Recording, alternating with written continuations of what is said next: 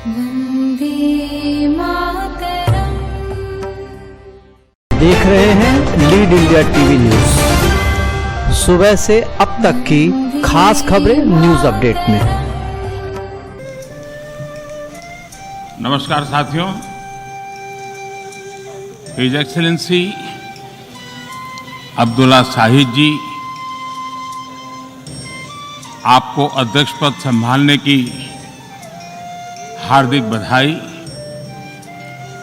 आपका अध्यक्ष बनना सभी विकासशील देशों और विशेषकर स्मॉल आइलैंड डेवलपिंग स्टेट्स के लिए बहुत गौरव की बात है।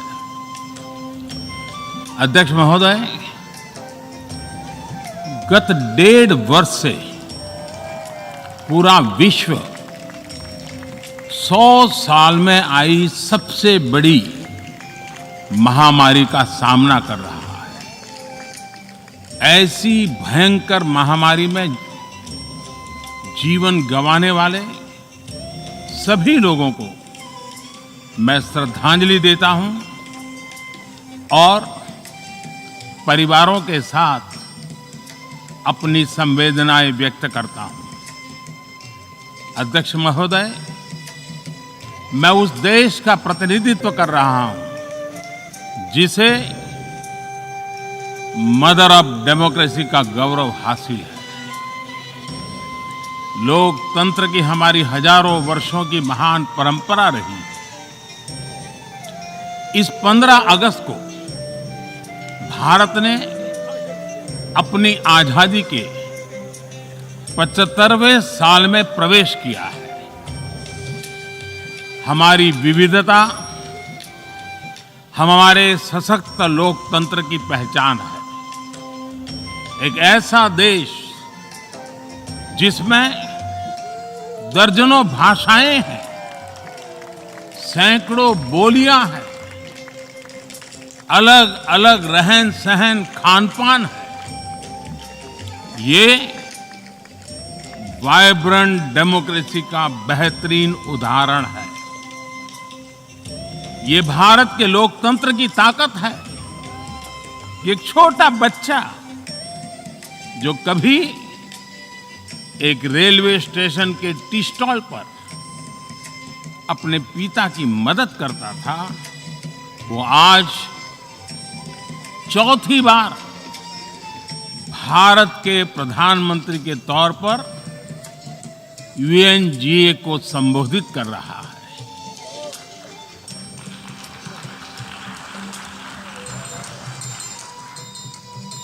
सबसे लंबे समय तक गुजरात का मुख्यमंत्री और फिर पिछले 7 साल से भारत के प्रधानमंत्री के तौर पर मुझे हेड ऑफ गवर्नमेंट की भूमिका में देशवासियों की सेवा करते हुए 20 साल हो रहे हैं और मैं अपने अनुभव से कह रहा हूं, yes, democracy can deliver. Yes, democracy has delivered.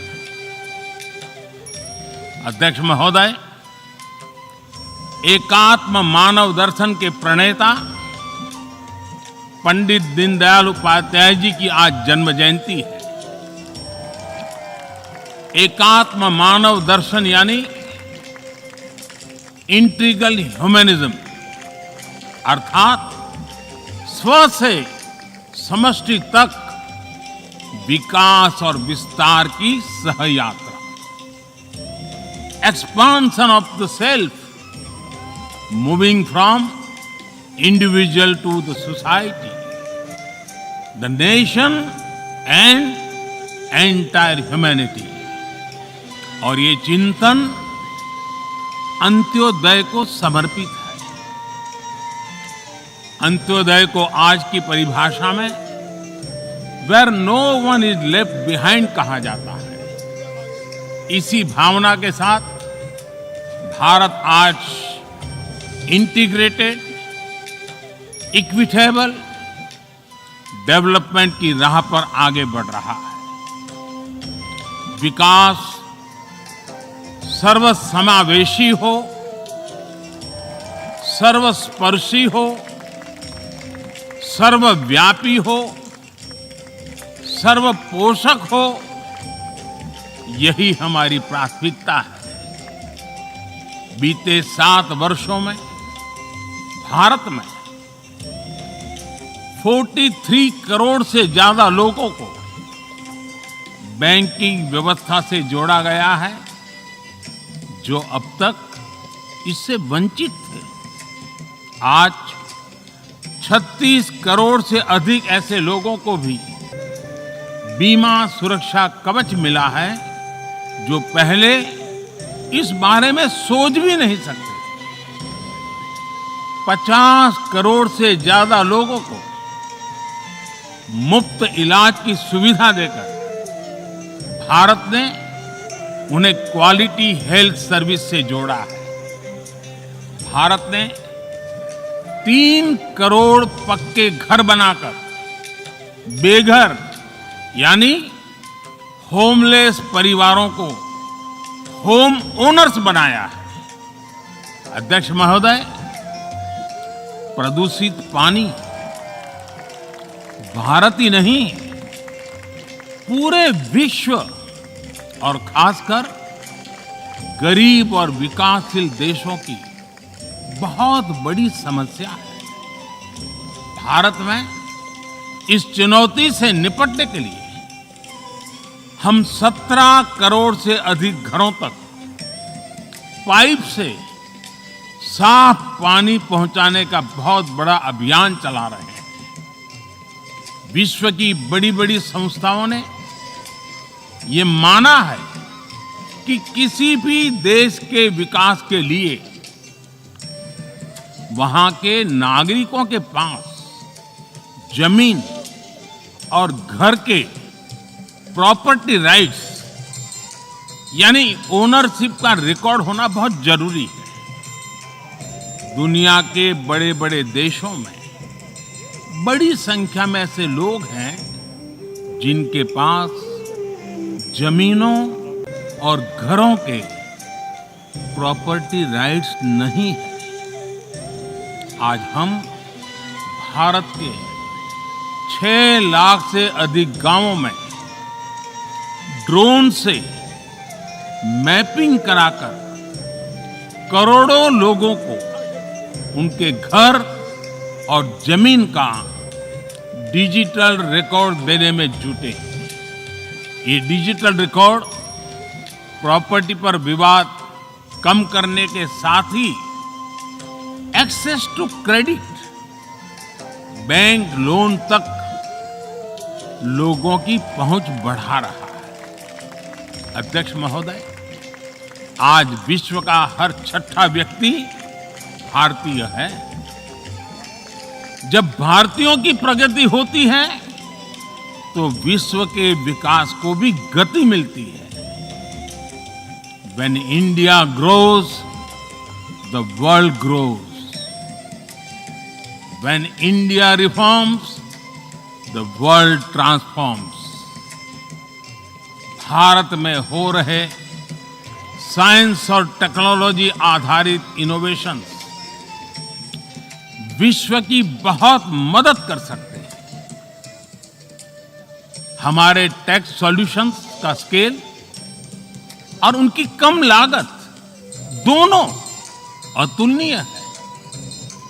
हमारे यूनिफाइड पेमेंट इंटरफेस यूपीआई आज भारत में हर महीने 350 करोड़ से ज्यादा ट्रांजैक्शन हो रहे हैं। भारत का वैक्सीन डिलीवरी प्लेटफॉर्म कोविन एक ही दिन में करोड़ों वैक्सीन डोज लगाने के लिए डिजिटल सपोर्ट दे रहा है। अध्यक्ष महोदय, सेवा परमो धर्मः,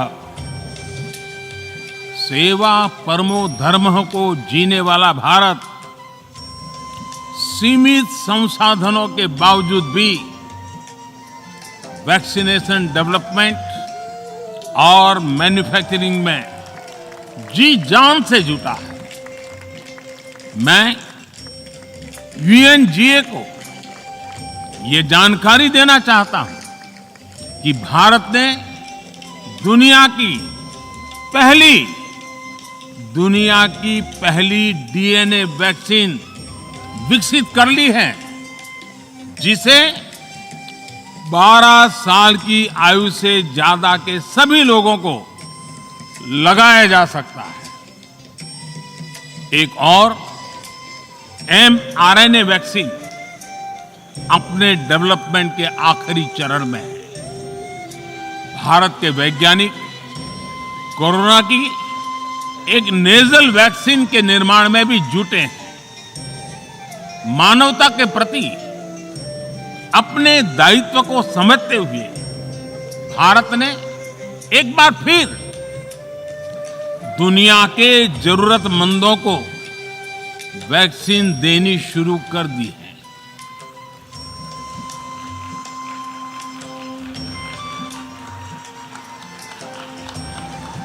मैं आज दुनिया भर के वैक्सीन मैन्युफैक्चरर्स को भी आमंत्रित करता हूं, कम मेक वैक्सीन इन इंडिया। अध्यक्ष महोदय, आज हम सब जानते हैं कि मानव जीवन में टेक्नोलॉजी का कितना महत्व है, लेकिन बदलते हुए विश्व में टेक्नोलॉजी विथ डेमोक्रेटिक वैल्यूज, ये सुनिश्चित करना भी आवश्यक है।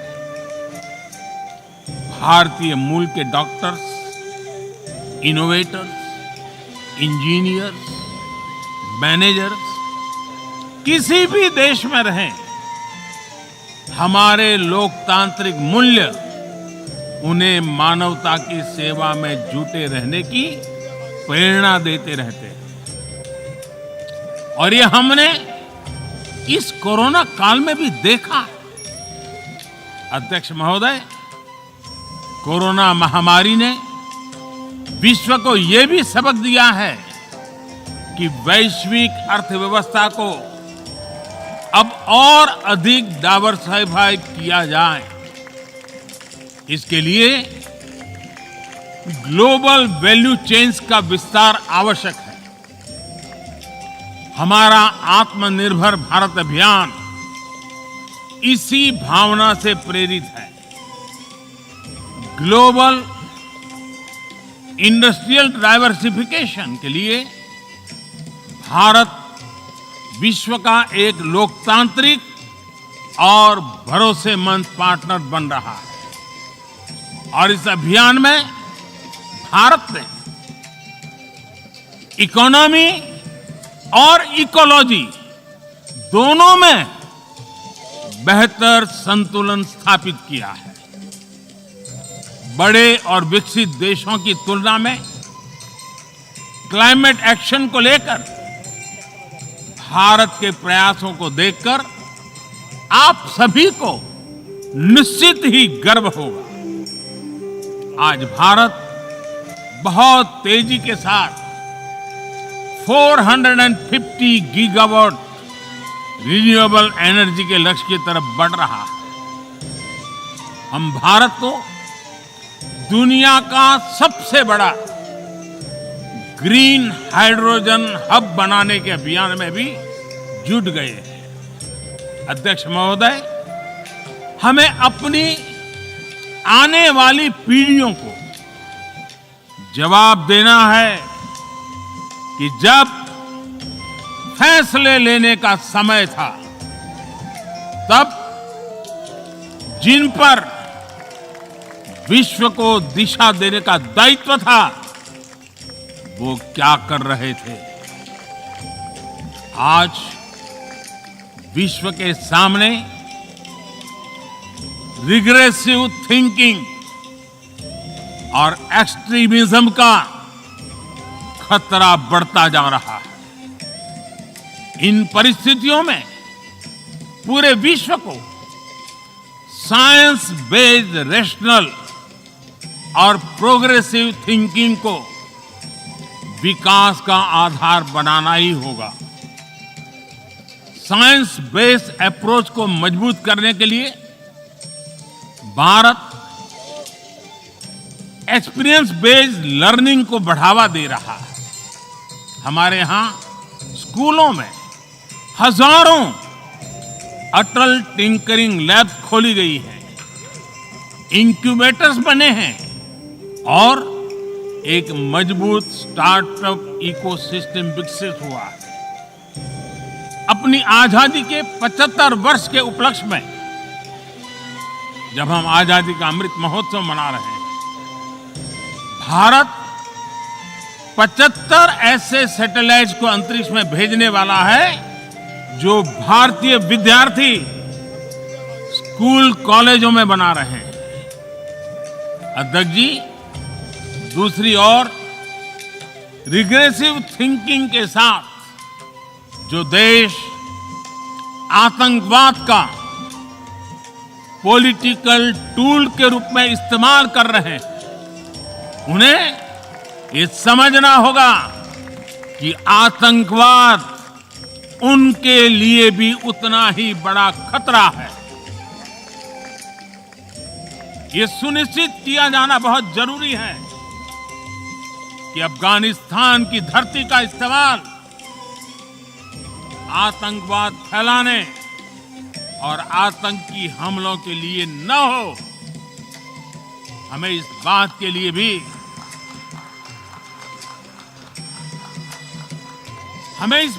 लिए भी सतर्क रहना होगा कि वहां की नाजुक स्थितियों का कोई देश अपने स्वार्थ के लिए एक टूल की तरह इस्तेमाल करने की कोशिश न करें। इस समय अफगानिस्तान की जनता को, वहां की महिलाओं और बच्चों को, वहां की माइनॉरिटीज को मदद की जरूरत है और इसमें हमें अपना दायित्व निभाना ही होगा। अध्यक्ष महोदय, हमारे समंदर भी हमारी साझी विरासत है, इसलिए हमें ये ध्यान रखना होगा कि ओशन रिसोर्सेज को हम यूज करें, एब्यूज नहीं। हमारे समंदर अंतर्राष्ट्रीय व्यापार की लाइफलाइन भी है। इन्हें हमें एक्सपांशन और एक्सक्लूजन की दौड़ से बचाकर रखना होगा। रूल बेस्ड वर्ल्ड ऑर्डर को सशक्त करने के लिए अंतर्राष्ट्रीय समुदाय को एक सुर में आवाज उठानी ही होगी। सुरक्षा परिषद में भारत की प्रेसिडेंसी के दौरान बनी विस्तृत सहमति विश्व को मैरीटाइम सिक्योरिटी के विषय में आगे बढ़ने का मार्ग दिखाती है। अध्यक्ष महोदय, भारत के महान कूटनीतिज्ञ आचार्य चाणक्य ने सदियों पहले कहा था, कालातिक्रमणात् काल एव फलम पिबति।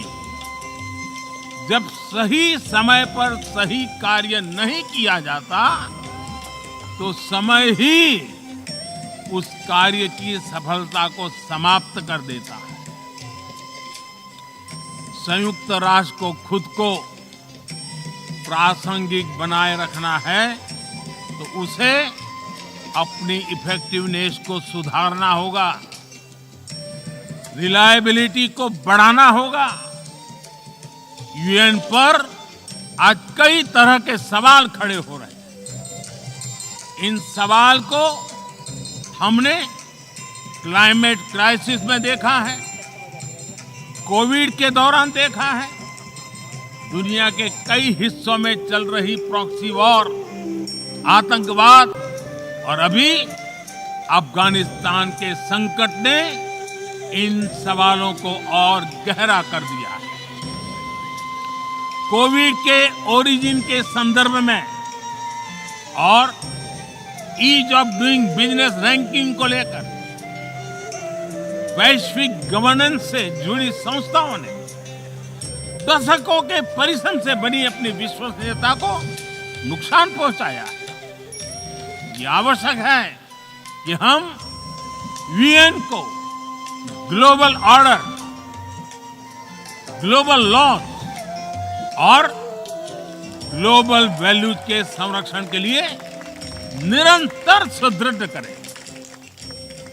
मैं नोबेल पुरस्कार विजेता गुरुदेव रविंद्रनाथ टैगोर जी के शब्दों के साथ अपनी बात समाप्त कर रहा हूं। शुभो कर्मपोथे, शुभो कर्मपोथे, ধরো নির্ভয়োগান, সব দুর্বল সন্ন্যাস হোক অবसान। अर्थात अपने शुभ कर्म पथ पर निर्भीक होकर आगे बढ़ो, सभी दुर्बलताएं और शंकाएं समाप्त हो। ये संदेश आज के संदर्भ में संयुक्त राष्ट्र के लिए जितना प्रासंगिक है, उतना ही हर जिम्मेदार देश के लिए भी उतना ही प्रासंगिक। मुझे विश्वास है हम सबका प्रयास विश्व में शांति और सौहार्द बढ़ाएगा, विश्व को स्वस्थ, सुरक्षित और समृद्ध बनाएगा। इन्हीं शुभकामनाओं के साथ बहुत बहुत धन्यवाद। नमस्कार। देख रहे हैं लीड इंडिया टीवी न्यूज। सुबह से अब तक की खास खबरें न्यूज अपडेट में।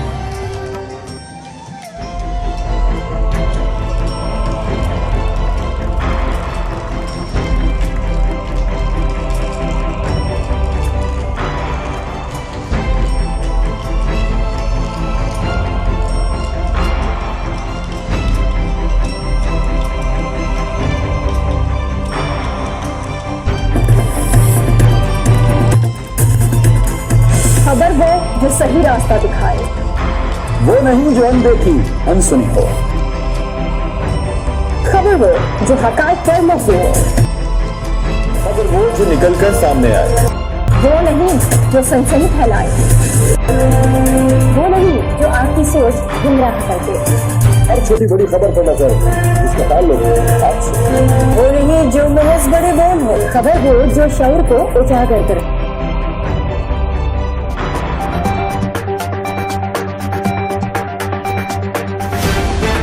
आप देख रहे हैं lead India TV news. Vande Mataram. Bhojpuri भाषा, संस्कृति व साहित्य का धरोहर। भोजीपुर.live OTT डिजिटल प्लेटफॉर्म, जहां मिली भोजपुरी फिल्मों के मिठास, घर घर बही लोक संगीत के बयार। बहुत जल्द आवत बा भोजीपुर.live।